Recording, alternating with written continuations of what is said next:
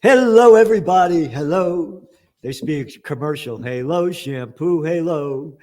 And we have with us again on this Wednesday, May 17th, 2020, the one and only man who stands up for the Constitution, our Bill of Rights, like nobody else out there, because number one, nobody knows it like he does, and I'll put anybody up against him to talk about it. And is a man of passion and caring and kindness that honors the founding fathers and what this country represented and how it's been lost. We have with us Judge Andrew Napolitano. Hello, Judge. Hi, Gerald. Always a pleasure to be with you, my friend. Yeah. You have an article that's coming out tomorrow, and the Fed and their copycats. The federal government recently revealed that at least 50 U.S. government personnel working in 10 foreign countries have had their mobile devices hacked by unknown persons who employed software known as zero-click. The zero-click product, called Pegasus, is manufactured by an Israeli high-tech company called NSO Group. Tell us more about this. Well, zero-click allows the person who uses the software to download everything that's in your mobile device or desktop without tricking you into clicking onto a link. The FBI bought this in the Trump administration behind Trump's back and rather secretly until a clerk in the FBI's office mistakenly revealed its existence to the New York Times and the Washington Post in a Freedom of Information Act request. Congress found out about it. They grilled Chris Wray, the director of the FBI. He said, well, we really didn't buy the zero-click to use it. We just bought it to reverse engineer it to see how it works. Well, nobody believed that. Joe Biden signed an executive order prohibiting the use of zero-click made by this company.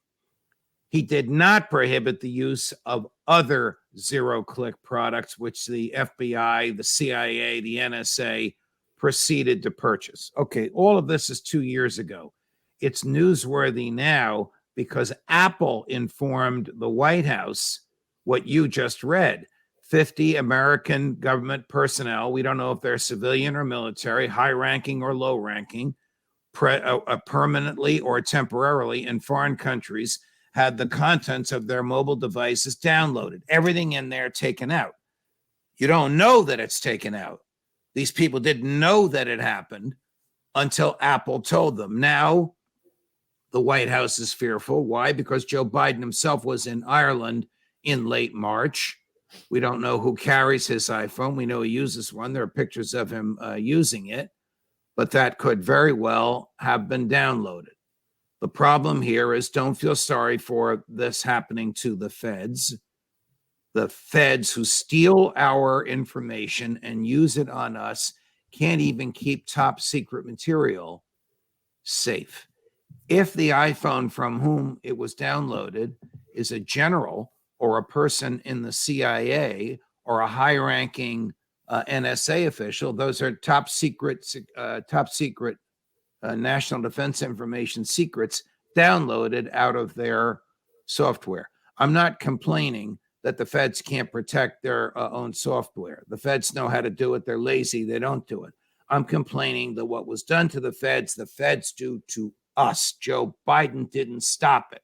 Instead of banning just one product, he should have banned all spying on Americans without search warrants, because that's what the Fourth Amendment requires.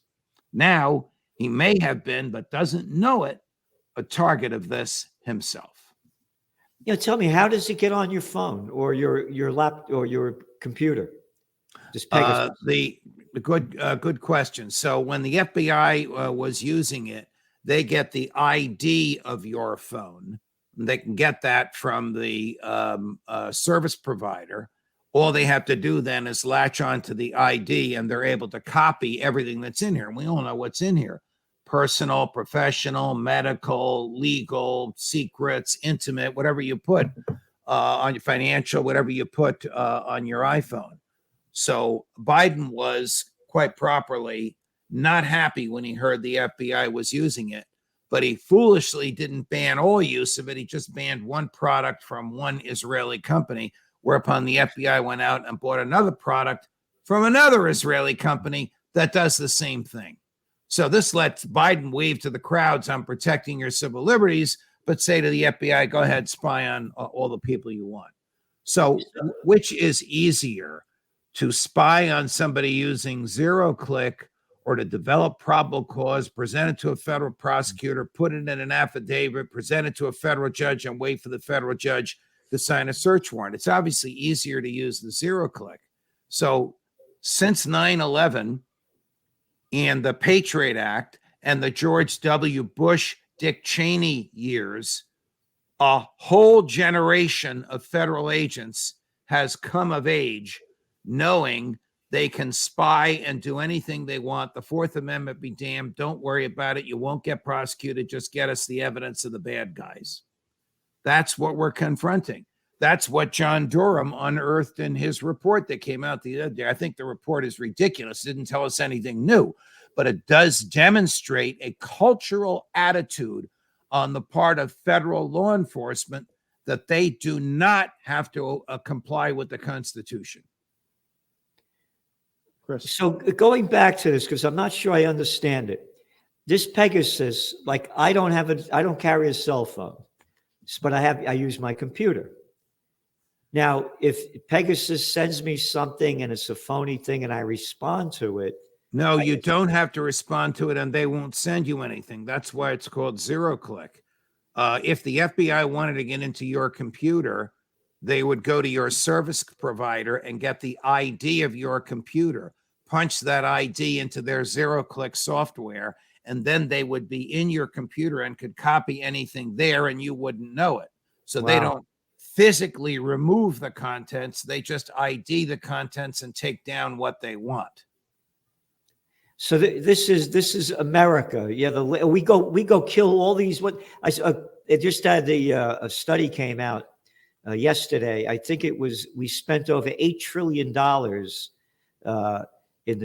since 9/11 to kill a couple of million people around the globe, this is the America that kills all these people, steals our money to do it in the name of freedom and democracy, as they're robbing it from us. Because you also have over here how this was a fear from our founding fathers that when the government got too big, our freedom would be lost. Thomas Jefferson predicted shortly before he died in 1826 that in the long run, personal liberty would shrink and government power would grow. You're right. He could not have imagined any of this. It seems that no matter who is in the White House and which political party controls either house of Congress, the tentacles of government reach deeper into our lives with every tick of the clock. Is there any private or harmless behavior in America today that the government doesn't seek to regulate? It's hard to imagine what that might be. That's how pervasive government has become. Jefferson's solution is a painful one. Jefferson's solution was a revolution in every generation. Jefferson believed, he didn't do this, but believed that the Constitution and the federal laws should have to be, the Constitution re-ratified and the federal laws reenacted so that we are not forced to accept the mistakes of our ancestors, which we are today. The Constitution we have exists in form, but functionally it's a dismal failure. It has utterly, totally failed to restrain the federal government. The zero-click thing is just the tip of the iceberg. This is what we think about the politicians. I'll just show you what these are these little clowns, these arrogant little people that are running and ruining our lives. You ready? A little lower. Hey, politicians, there you go. How about this?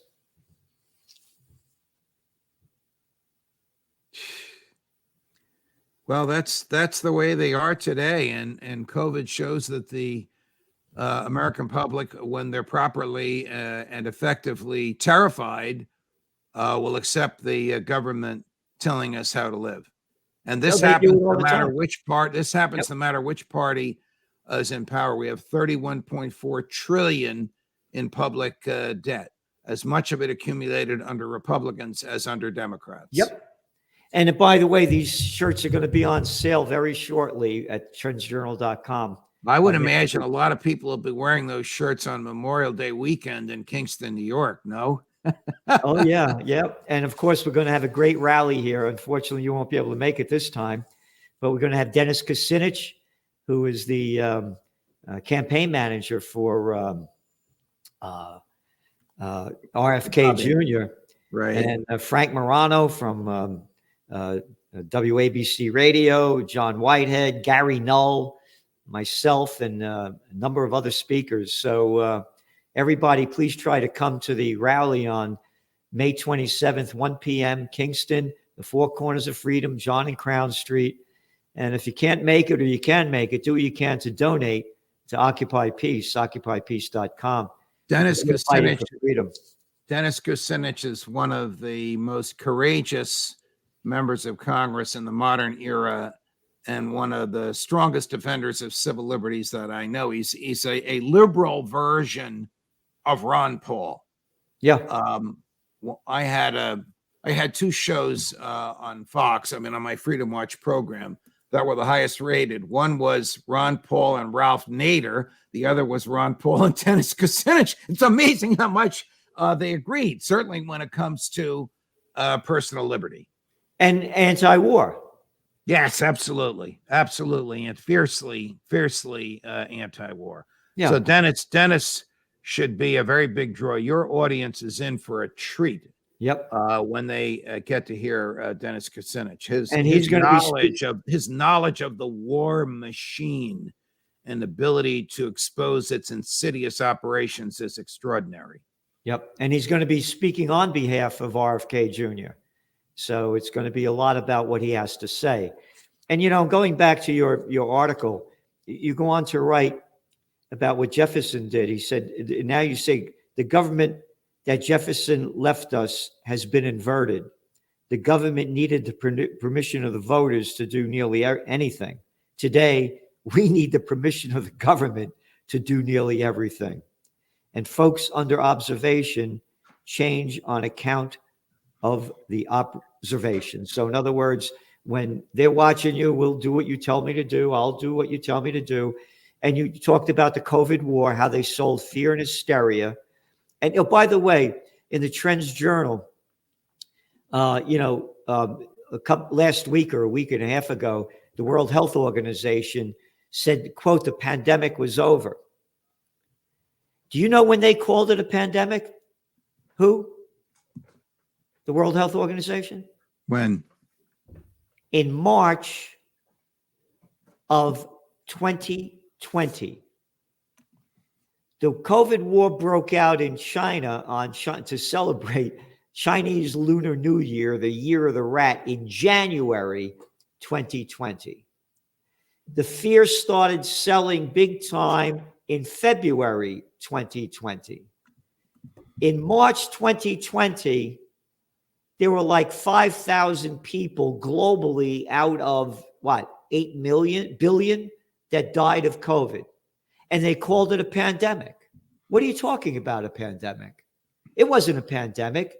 Exactly what you said, how they sell us fear and hysteria to get the people to follow. And now here's the final number. Again, remember, most of the people that died of COVID had 2.6 pre-existing comorbidities: obesity, type 2 diabetics, respiratory ailments, or the elderly.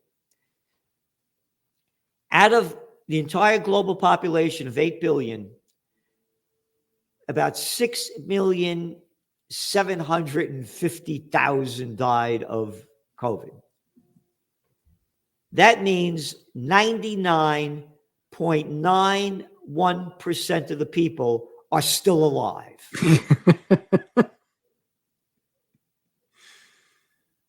Those are the facts. Gerald, it was a dry run for the next time, the real time, when they want to repress everybody. I don't know that it's going to work next time. Oh, I don't know that the American public, even the Western world, would accept another one of these lockdowns. And I hate to use the word; it's a prison term. I know to the elites we are their prisoners, and they love that term. I condemn the term, but whatever terminology you want to use, they will try it again and they'll fail. Well, they'll try it again, maybe not like that. What they'll do is, as I say, when all else fails, they take you to war, and they'll sell fear and hysteria and get the people marching off again like they always do. Right. And again, when you look at this COVID thing, for example, adults I talked to, one guy, 80 years old, and a smart guy, he walked by the other day. Hi, Gerald, how you doing? I'm doing good, blah, blah, blah. I said, look, I'm having another rally. They hate me up here because I have peace rallies. And I said, I'm going to have Dennis Kucinich as one of the speakers, and he's the campaign manager for RFK Jr. He said, well, I like RFK Jr., but boy, he was anti-vax, and I don't like that. You have no idea how many so-called adults still associate him with anti-vax. And the reason why they don't like him is because they sucked up, bowed down, and did what they were told. And they can't stand people who didn't do that. Right. And of course, I had big rally here when everything was locked down. And we had several hundred people here during when everything was locked down. And we all died from the virus. None of us. So you and I were there. You and I were there, and we're both alive and happy and healthy. Yeah. So again, the lies that they're selling it may not be a lockdown. It'll be another fear and hysteria, and the people buy it all the time. I'm a Yankee Doodle dandy, Yankee Doodle do or die. I'm going to going overseas to fight for democracy as we lose it in front of our eyes. Judge, they just came out with this again, to hate the Russians. It's always hate the Russians.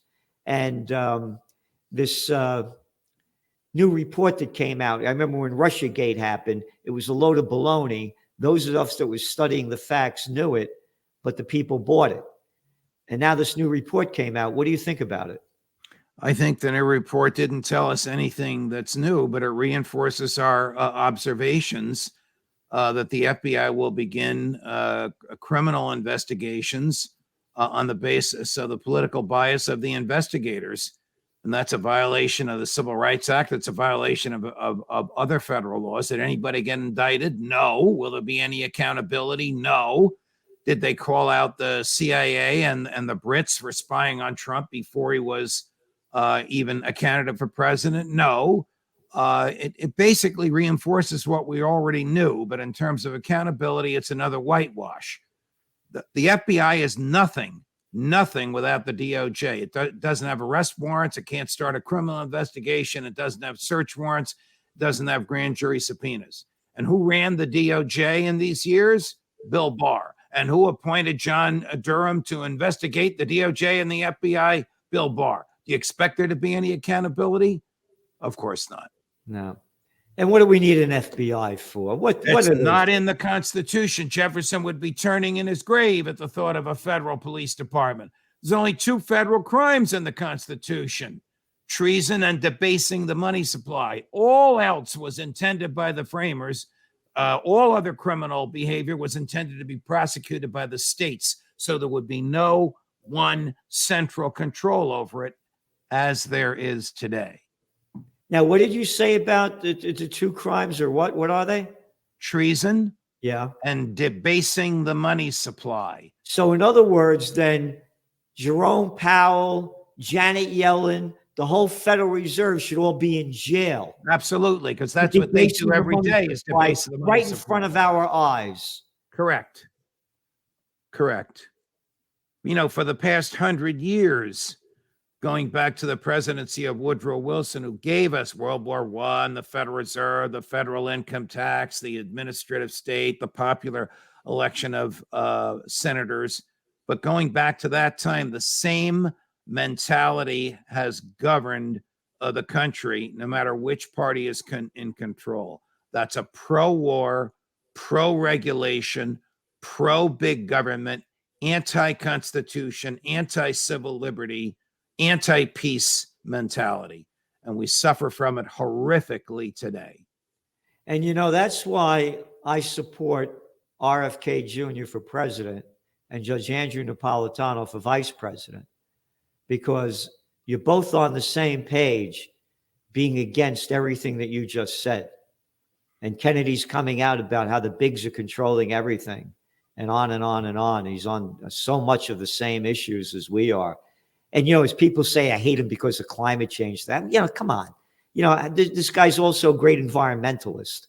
He's saved a lot. It's not only about climate change. And I think he'll change his mind on that as well, as he sees. Matter of fact, he's even said it, that now it's become a takeover by the Bill Gates and the billionaires, bringing it in a different direction from where it's supposed to be going. Well, every time Bobby Kennedy talks, it goes up in the polls. And every time Joe Biden talks, it goes down in the polls. Now, the polls are just of likely voters in Democratic primaries. And of course, the Democrats have skewed their primaries. They've taken them out of Iowa and New Hampshire and moved them into South Carolina and somewhere else, I forget where Joe Biden is likely to prevail in hopes of a quick knockout of Bobby. I don't think that's going to happen. I think the other place that Biden is big is not the other place. What'd you say? Which one? Carolina? South Carolina. Timbuktu is the other one. He's big in there. Wherever the hell that is. Exactly. Judge, thanks for being on today. And thank you for all that you do. I so greatly appreciate it. And it's a true honor that we do this each week. Thank you. The honor's mine. Looking forward to seeing you soon, my friend. Ciao, ciao.